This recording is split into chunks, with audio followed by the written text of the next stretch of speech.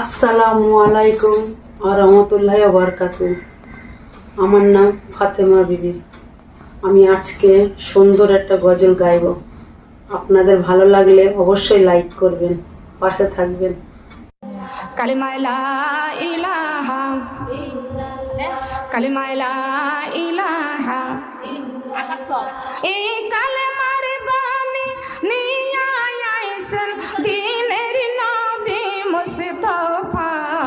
লা ইলাহা কালিমা লা ইলাহা কালিমা লা ইলাহা এই কালেমার বান্ধবেলা মাগো কাজে লাগবে